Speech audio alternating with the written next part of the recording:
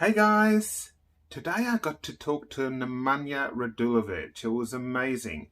He really shared some of his secrets, some of the ways that he connects with the audience, and about exercising or forgetting to, posture, and making pasta. So welcome Nemanja Radulovic. So what I like to do is I like to interview successful artists like you that can maybe help other string players on their journey with playing. First of all, when you were small, what inspired you to take up the violin? Actually, when I started to play violin, I didn't have any idea of the instrument. Really? Yeah. Yeah, my mother, she took me to music school. Yep. Just to see if I have any talent. Yeah. You know, and so professors, they said that I had what is the word, a perfect pitch. Perfect pitch. Yes. Oh, right. Yes. And they proposed the violin. So I said, well, yes, because I wanted to play any instrument. Yeah. Great. So so that's how I started to play. Wow. But after it was so great to discover all possibilities. Yeah. And like, who played a really important role in your musical life? Many people. First of all, professors. Yes. For everything which is connected to the instrument and to the music. Yes. Yeah. But the way I learned how to practice, and it's a lot thanks to my family. Also. I had two sisters who were cellists. Also, great. so It was also easier to practice together and to do things. Oh, wonderful. Yeah. And who are your musical heroes at the moment? At the moment, well, there is always one that I like to listen to. It's Isaac Stern. Yes. Yeah. Because his way of playing, it's for me much deeper than just playing the violin. Yes. He's creating real art with his instrument. He's telling the stories, and actually, when you watch his left hand playing, it's like someone talking completely, because it's so well articulated, and there is always a sense of his story on the violin. But it's also Mark Argerich, it's Ivo Pogorelic, and many other musicians. Oh, great. Janin, of course, Janin Jansen. Yes. Hillary. Wow. Yes. Yeah. No, there's a lot of amazing. Yes, but I'm always touched much more by the artist than instrumentalist. Yes. Actually. Yeah. Because when they create something, and not just playing the notes and I mean, musical line, but I have always a feeling that they're doing something much more important. Because when I hear you play, it, like, the way you play really touches the audience, I think. And is there something you do that kind of helps you connect with the audience more? What I understood, it's that you just have to play honestly. Yes. Yeah. You know, if you feel happy, you should share the happiness with the audience. Yeah. If you feel like you need to focus much more, because you are tired or because you travel and not enough time to rest, then you just focus, and you don't need to create something special just to get the connection with the audience. I think people are always touched by the honesty in any circumstance. Can you remember a time in your life when music made a really positive change to the people around you? For instance, I was losing someone. And I remember playing second movement of Barbara Violin Concerto just for that person, and actually it feel good to that person, but also it felt so so good also to me, because then we were communicating with the music and not anymore with our that's beautiful actually. Somehow music can help us to filter everything what we have inside, and to process emotions on a different way. I understand. And just on a more technical level, what do you do to practice? Like, how do you practice, and how would you recommend someone practices? Well, it depends on the day. I think it's important to keep a kind of a routine. I'm not the person who likes to practice big amount of hours. I like to practice like 2 hours, but to be completely focused. Right.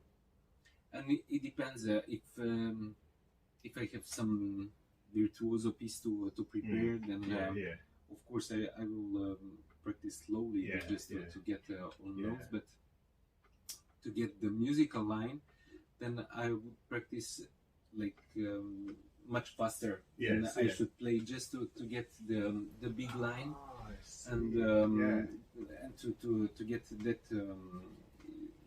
impression of how where should I go, even if technically it's not.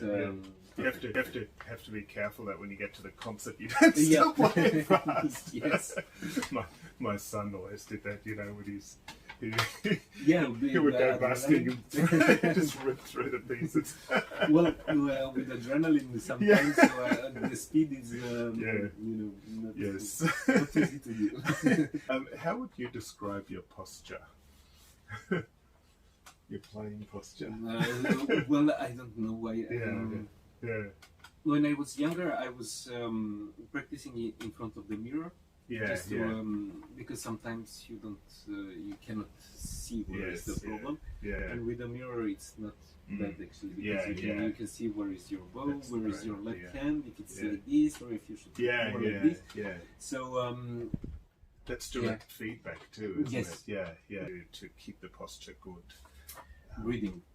That's breathing. It's the most important. And actually, working with one pianist, Susan Manoff, who worked with singers for many years.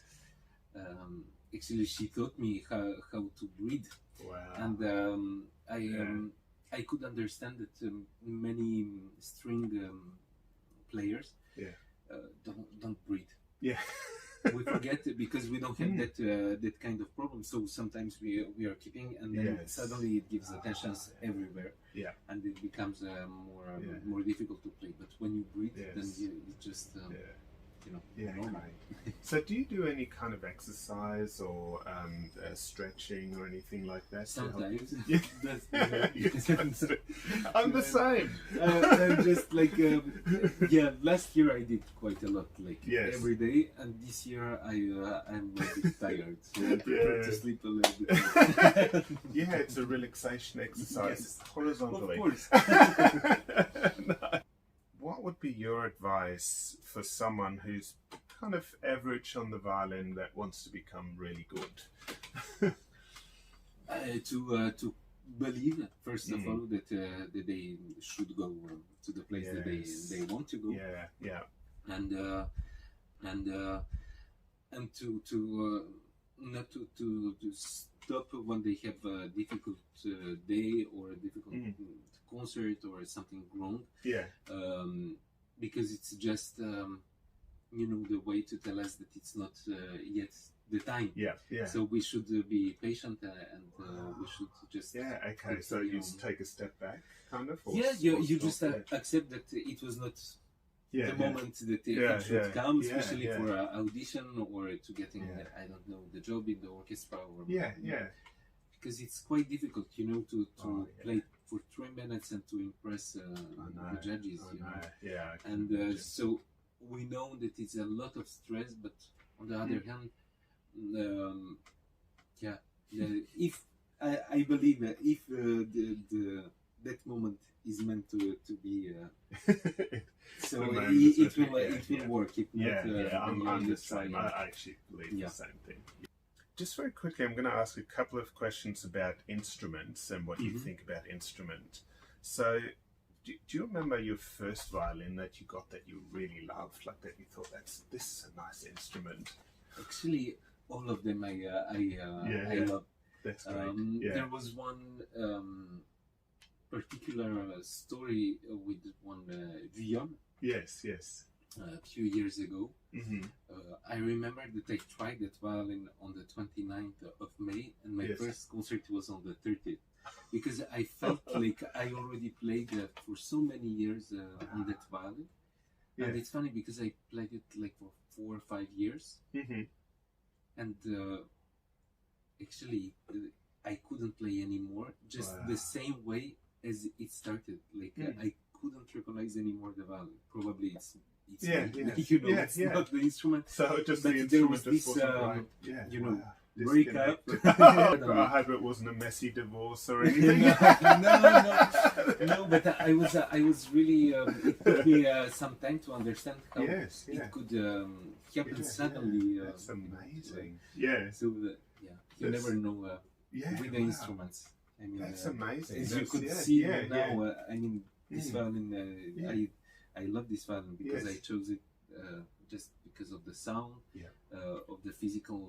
The way I didn't want to know who made the violin, was the history of the violin, nothing. I just wanted to play on that instrument. That's because I could. It's actually what I do when I get young violinists trying instruments. I say, look, I'm going to show you 8 or 10 instruments, and I'm going to tell you nothing about them. Just try. Yes. And sometimes people will choose the more expensive one. There's some people that have a talent to pick the absolute most expensive one. I don't know. And then there's others, that pick the second lowest.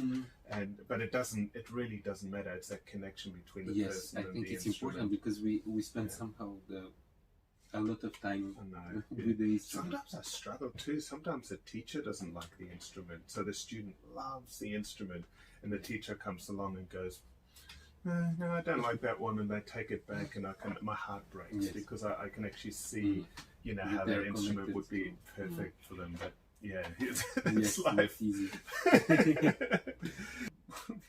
What's something that people don't know about you? Just something, something different. Do you sing in the shower, or do you do anything? Yes, of course. I like to sing. I like to dance. Fantastic. But I don't know. I like to cook pasta and. Nice. I like cooking pasta too. That's great. Fantastic. Like more modern, from rock music to modern composers. Some people you like or you like to listen to. I like Muse. I like Muse very much. Fantastic. I love that girl Gossip. Oh yes, she's incredible energy, and yes, of course. In the past, Michael Jackson. Yes, he was one of the complete artists. Whitney Houston also. Yes, Celine Dion. Even if I don't listen to her songs, but the way she performed. Yes, it's so into each detail, and she's making a beautiful music. And I think a big part is too about that connection they may create with the music, and no matter what the instrument is. Actually, that is what my professor in Paris, Patrice Fontana, was always said. He said the violin. It's just the object and the instrument which allows you to express what you have to express. But we should not only hear the violin sound, we should hear the piano, we should hear all different kind of sound and the noise and all different stuff just to create a piece of art. And what advice would you give young musicians?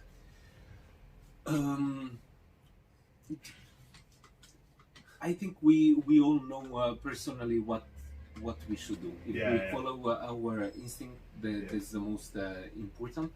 And to accept that every day it's not the best day. And that it's okay. I mean, somehow we are doing one of the most beautiful things.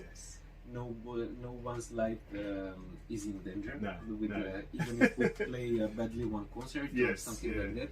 Yes. And I think that the audience will always understand that because they know that we are not like machines. That's and right. Thanks God, we are not machines. So that's it. They will always understand the bad days, and you should just accept that you are not the perfect one. The garbage truck comes along. Yes. Perfect time. Nemanja, thank you so much for taking the time. I really thank you for saving me for tomorrow's concert. No worries. I'm so excited. I'm looking forward to hearing Tchaikovsky. It'll be and hearing you play it because Thank you. Wonderful. Thank you so much.